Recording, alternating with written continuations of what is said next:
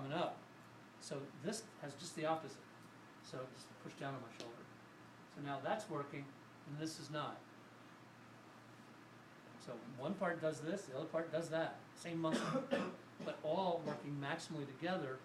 They're powerful horizontal adductors, just as many people call that horizontal flexions. So if I stand over here, just push me that way. That's strong. Okay, push me.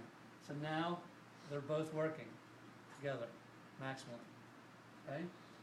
So when you had anatomy, did anybody ever show you that in a living person?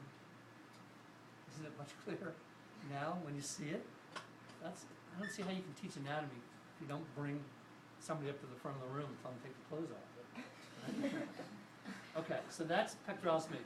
Then you have deltoid, right? All fibers, anterior, middle, posterior fibers working together, powerful abductor, right? But anterior deltoid is a flexor and horizontal adductor, where posterior deltoid is an extensor and it's a horizontal extensor, or this is many people call that horizontal extension. All you have to say is deltoid. Then trapezius, your traps are up here. Turn around for a second, please. The trapezius muscle goes all the way up to that bump right there. That's the external occipital protuberance.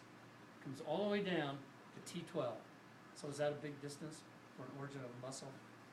The superior fibers come down, attach to the back of the clavicle. Middle fibers come across, attach to the scapular spine. Inferior fibers come up, attach to the base of the scapular spine. So when you say those are your traps, you're right, but there's a lot more to it than that, and you'll see that when you take cadaver anatomy. Isn't the lower portion over there, aren't those spinal erectors and not the traps? Well, this is the systemus dorsi here, but this is the lower fibers of. So the center part is where the traps go to, right? Well, the middle fibers are coming across like that. Inferior fibers are coming up to the base of the scapular spine. This is his lats coming through under the armpit to attach to the medial lip of the bicipital groove. Okay, so then next one is supraspinatus. You can't palpate supraspinatus directly because it's in the supraspinous fossa, which is covered by the trapezius. And you can't palpate it where it inserts right here on this facet, the most anterior, most superior facet, because it's covered by the deltoid.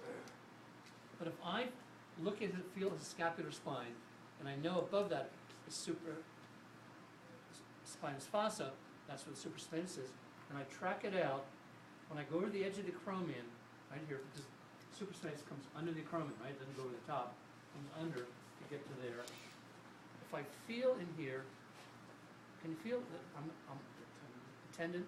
I'm behind it, I'm on it, and I'm in front of it. Feel that? That's his supraspinatus tendon. Now, I'm not palpating it directly, right? Because that's really deltoid. But you can feel that tendon. That's supraspinatus.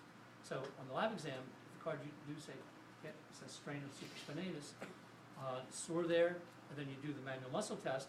I'm going to push your arm down, don't let me. He's weak, it says that hurts. You have the answer. What's wrong?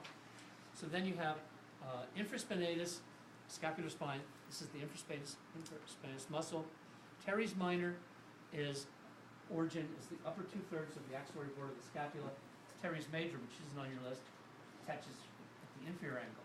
So teres in Latin means round. So teres major is a round, large muscle.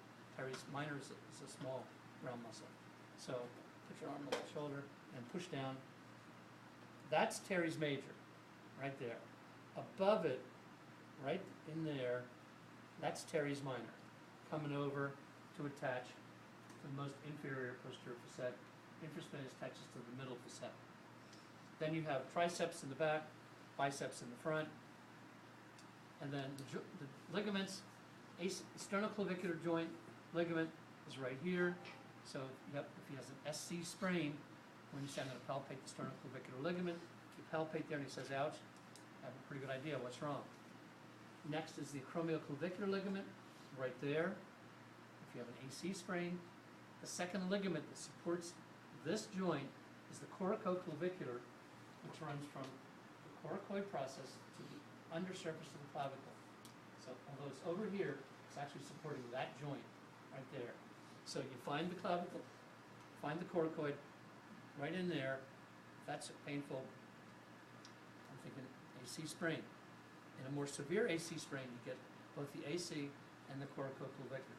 In a grade 1 sprain of the AC joint, it's just the AC joint. Very fine. Then, the last is the anterior and posterior glenohumeral capsule.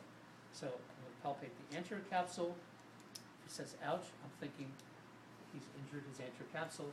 Maybe he's subluxed his glenohumeral joint. Classic mechanism is that he's going to try to tackle me with his chest and his shoulders, but I make one of my famous moves and run past him.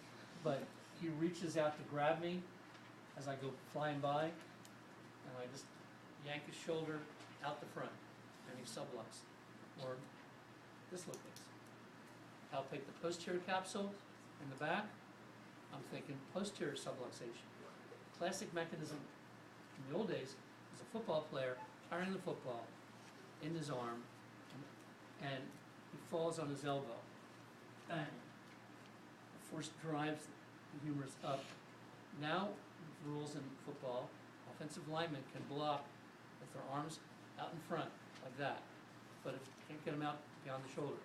But if he has his arm out and he runs into somebody like that, and the force goes along the long axis, it's going to drive the humeral head out the back. And if he's crossed like that, that's even worse. Right? That's like sitting in the car, front seat, and your knees crossed. So that's when we do the stress test with the posterior capsule. We're going to do it like that, push back. All right, sorry I kept you 3 minutes late.